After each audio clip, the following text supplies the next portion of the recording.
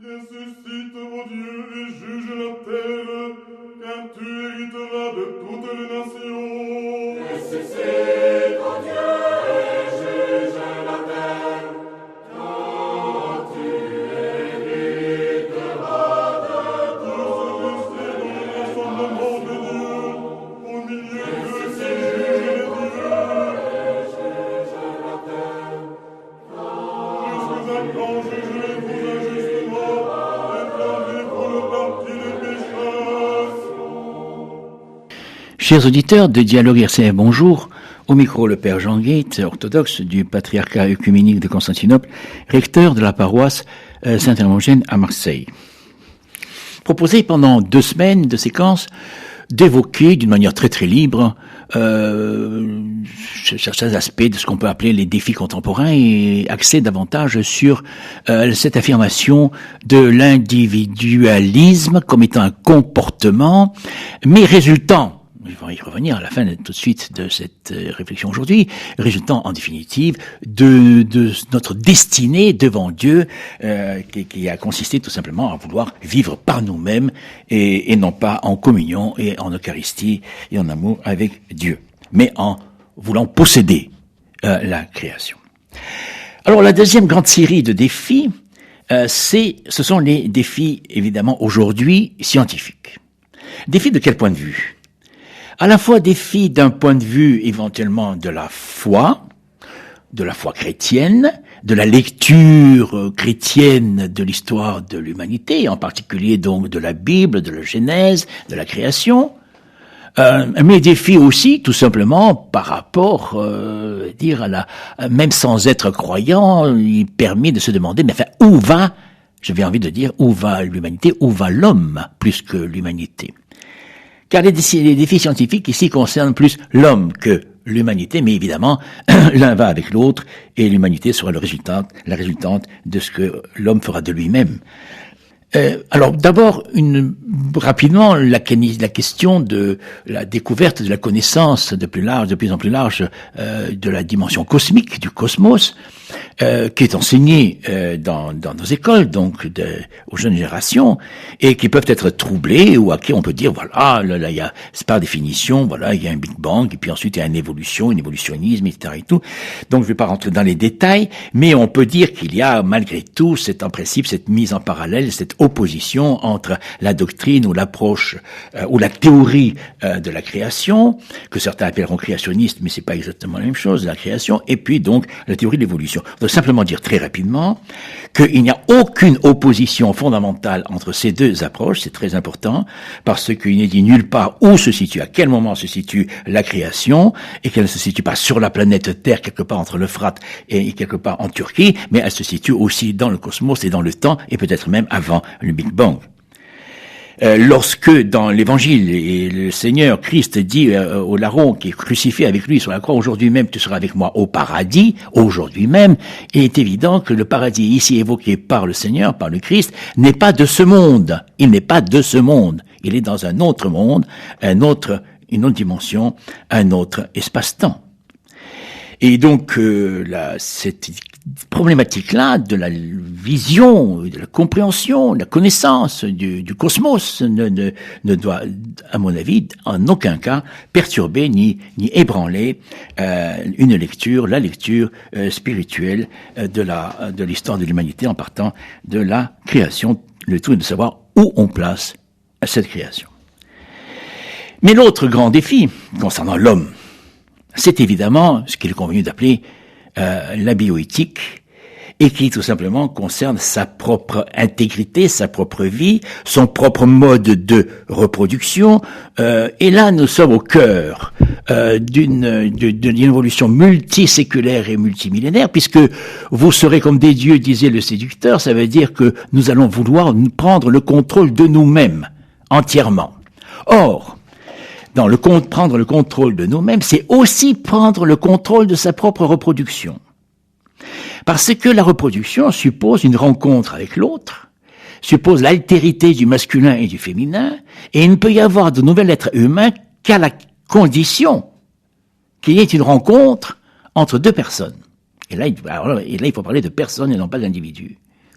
et qui essaye de faire tout de suite un certain progrès, d'essayer d'éviter au fond cette rencontre et d'arriver à se reproduire d'une manière autonome, autocentrique, égocentrique, individualiste, sans rencontrer l'autre. D'abord, c'était donc les fivettes, les fécondations in vitro.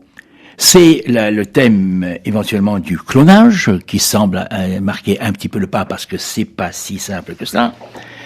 Mais on est en train de franchir franchement le cap d'un véritable eugénisme génétique qui fait suite à certains eugénismes idéologiques et spirituels ou culturels. Les grandes idéologies, qu'est-ce que c'est l'eugénisme? L'eugénisme, c'est en réalité vouloir transformer la nature humaine. Alors, soit on l'envisage d'une manière très optimiste et idéaliste, transformation de l'humanité, c'était le projet de Marx. Transformer l'humanité.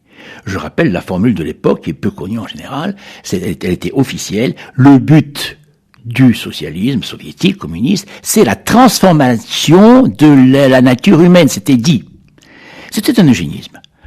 En face contemporaine du marxisme, l'idéologie, je parle pas ici sociale, c'est pas du tout le même problème, il faut pas se fâcher, c'est pas un problème économique et social. C'est un problème philosophique, ou métaphysique, comme on voudra. Et puis alors évidemment l'eugénisme nazi qui lui aussi était une transformation sur d'autres critères, mais une transformation de la nature humaine. Aujourd'hui, nous franchissons le cap justement d'un eugénisme biologique. Mais quel est l'objectif de cet eugénisme biologique? C'est aussi la transformation de la nature humaine. En réalité, le processus est amorcé. Certains le disent, mais on n'ose pas encore le dire trop fortement, trop clairement. Mais le processus est enclenché. Je voudrais évoquer ici deux éléments dont je sais que même en milieu chrétien, ils peuvent faire polémique. L'un concerne la théorie du genre, du gender, dont je sais qu'il y en a qui proposent des lectures très très nuancées, mais c'est pas du tout ce que vous le croyez, etc. et tout. Je pense qu'il faut faire quand même être très attentif, car il est quand même suggéré, peut-être pas systématiquement, dans nos écoles, dans les petites classes, et qui consiste à suggérer qu'il n'y a pas véritablement d'altérité homme-femme naturellement au départ, mais que c'est la société qui le fait. Et c'est que je crois être absolument la négation, très précisément, de l'affirmation de la création selon le livre de la Genèse. Hommes et femmes, il les créa. Et puis alors, il y a cet autre élément dont on parle pas encore beaucoup, mais qui est là, et c'est le transhumanisme. Le transhumanisme, qui est en quelque sorte la formation et la création d'un homme complété, selon certaines formules, une espèce d'un homme post-humain. Vous savez, sans polémiquer, cette idée de faire un homme complété de post-humain n'est pas très éloignée finalement aussi du surhomme pratiquement de Nietzsche.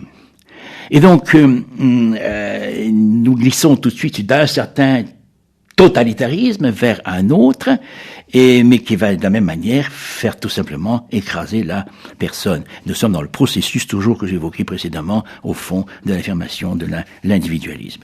Car, ne nous y trompons pas.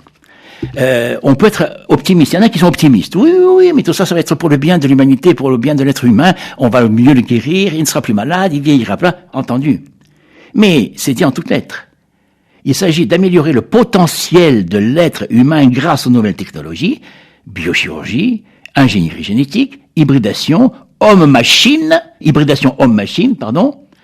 le tout, à la limite, le transhumanisme veut modifier l'espèce humaine. Oui, et il faut le dire. Et il faut que les choses soient claires. C'est bien de cela qu'il s'agit. Alors, la question de savoir si on l'accepte ou on l'accepte pas. Est-ce qu'on peut le combiner avec notre foi? Est-ce qu'on peut le combiner avec le Christ, je dirais? Je n'en sais rien. Je ne veux pas trancher. Mais en tout cas, soyons lucides. Nous sommes en présence d'un processus de volonté de la transformation de la nature humaine de l'humanité. Or, ce processus de transformation de la nature humaine s'inscrit directement dans « Vous serez comme des dieux ». Et je pense à un article qui s'intitulait « Et l'homme se créa lui-même à l'image de Dieu ». Point d'arrivée presque ultime, je ne sais pas s'il y en a d'autres encore, très certainement, il y aura encore d'autres possibilités d'évolution dans ce sens. Mais très rapidement. Et pour conclure un peu sur cette brève série, reconstitution, la valeur, on parle des valeurs, mes valeurs, nos valeurs, et chacun parle des valeurs sans dire exactement lesquelles. Il n'y en a qu'une, c'est la personne humaine, pas l'individu. C'est la personne humaine, parce que c'est la personne humaine qui est à l'image et qui doit être à la ressemblance de Dieu. Et la personne humaine, elle est en relation, elle ne peut pas vivre autrement qu'en communion et en relation, mais non pas en communautarisme, mais en relation d'acceptation de l'autre, acceptation de l'altérité sexuée, c'est tout simplement, c'est ça le plan de Dieu. Mais évidemment, il est toujours possible de le contester et de vouloir encore le combattre. Certains sont positifs et affirment que, je ne citerai pas ici les auteurs, mais que le besoin de Dieu est quelque part inévitable. Et que ce à quoi nous assistons aussi, ce n'est pas tout de suite là dans notre société, c'est le manque de Dieu. C'est cet athéisme authentique que j'évoquais la dernière fois. Chasser l'instinct religieux, disent certaines, il revient toujours. Rien ne peut résister au déferlement du surnaturel. On ne tuera jamais en nous l'intuition du divin. Espérons, et en tout cas faisons tout pour qu'il en soit ainsi. Bonne fin de semaine et à la semaine prochaine.